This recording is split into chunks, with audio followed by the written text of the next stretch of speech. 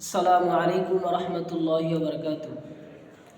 الحمد لله الذي جعل الشمس والقمر بحسبان والنجم والشجر يسجدان وفضل زمانا على زمان صدق الله العلي العظيم. যে আল্লাহ তাআলা আমাকে আপনাকে দয়া করে মায়া করে কিছু কথা এবং শোনার জন্য আল্লাহ তাআলা কবুল ও মঞ্জুর করেছেন, এজন্য আল্লাহ তাআলার কাছে শুকরিয়া আদায় করি আলহামদুলিল্লাহ। আজকের আলোচনার বিষয় হলো আমল সম্পর্কে নিয়ে। আমল দুই প্রকার, নেক আমল, বদ আমল। নেক আমল হলো সংক্ষিপ্ত আকারে সংক্ষিপ্ত কিছু কথা। নেক আমল হলো ফরজ, সুন্নাত, ওয়াজিব, মুস্তাহাব, ফরজাইন, ফরজে কিফায়া, এগুলো হলো নেক আমল। আর বদ আমল হলো শিরক, বেদাত, গুনাহ সগীরা, গুনাহ কাবীরা, শিরক আকবার, শিরক আসগর, এগুলো হলো বদ আমল। এই বদ আমল আবার দুই প্রকার, ফাহশা, মুনকার।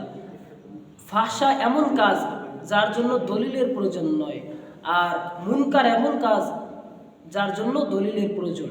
ফাহশা এমন কাজ যার জন্য দলিলের প্রয়োজন নয়, বিবেক নামিক আদালত দিয়ে যথেষ্ট, কিন্তু দলিল আছে।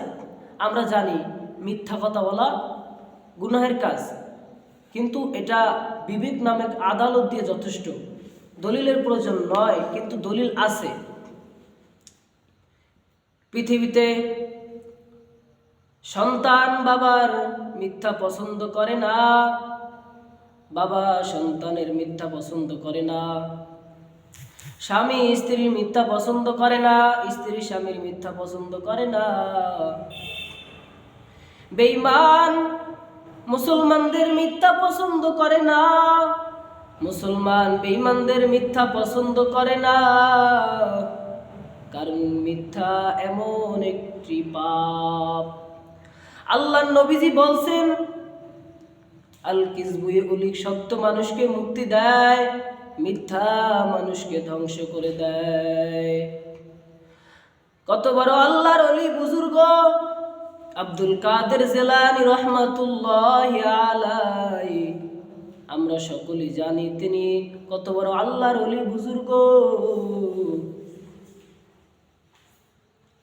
আব্দুল কাদের জিলানী রাহমাতুল্লাহি আলাইহি বাগদাদে পড়ালেখা করার জন্য মায়ের কাছে যখন বলছে, মা প্রত্যেকদিন তাহাজ্জুদের সময় যায় নামাজ বিছাইয়া আল্লাহর কাছে কান্না করে বলে, ওগো মালিক, ও আল্লাহ, টাকা নাই, পয়সা নাই, আমার ছেলে পড়ালেখা করতে চায়, ওগো আল্লাহ টাকার ব্যবস্থা করে দাও। আব্দুল কাদের জিলানী রাহমাতুল্লাহি আলাইহির মায়ের আল্লাহর কাছে কান্না করে।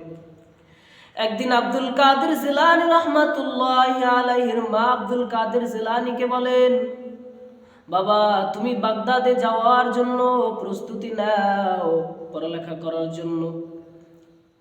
সন্তান বলে, ওগো মা, টাকা কোথায় পাবো? মা বলে, আল্লাহ ব্যবস্থা করে দিয়েছেন।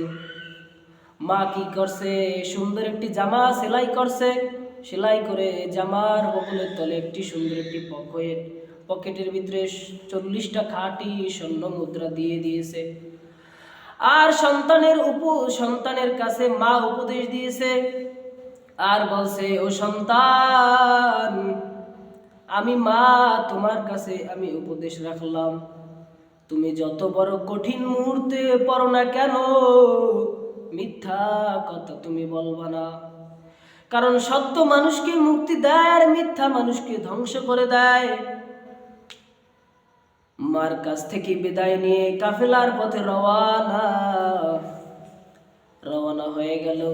হঠাৎ করে কোথায় এক গন্তব্যস্থানে পৌঁছানোর আগেই ডাকাতের হামলা, সবাই চলে গেল, কিন্তু আব্দুল কাদের জিলানী রাহমাতুল্লাহি আলাইহি তিনি যায় না, তিনি দাঁড়িয়ে রয়েছেন। বলতেছে, হে বালক, তোমার কাছে কি আছে আমাদেরকে বলো, আমরা নিয়ে নেব। আব্দুল কাদের জিলানী রাহমাতুল্লাহি আলাইহি কিছু বলেন না। ডাকাতের লোকেরা তাকে ধরে ডাকাতের সর্দারের কাছে নিয়ে গেছে। নিয়ে যাওয়ার পর বলতেছে, হে বালক, তুমি আমাদের সময় নষ্ট করিও না, আমাদের অনেক তাড়া আছে, আমরা আরো অনেক জায়গায় যাব, তুমি তাড়াতাড়ি বলো তোমার কাছে কি আছে। তখন আব্দুল কাদের জিলানী রহমাতুল্লাহ আলাইহি বলছে, আমার কাছে 40টি খাঁটি স্বর্ণ মুদ্রা আছে। বলতেছে, আমার লোকেরা তো তোমাকে খুঁজিয়াও কোথাও কোনো স্বর্ণ মুদ্রা পায় নাই, কোথায় রাখছো বলো। আব্দুল কাদের জিলানী রহমাতুল্লাহ আলাইহি দেখাই দিয়েছে এই জায়গায়। ডাকাতের সর্দার বলছে, তাকে খোঁজো। খোঁজার পর দেখতেছে 40টা খাঁটি স্বর্ণ মুদ্রা। তখন ডাকাতের সর্দার বলল মনে মনে, ছেলেটা তো খুব বেকুব, এই বুদ্ধি নিয়ে পড়ালেখা করতে যাও তুমি বাগদাদে।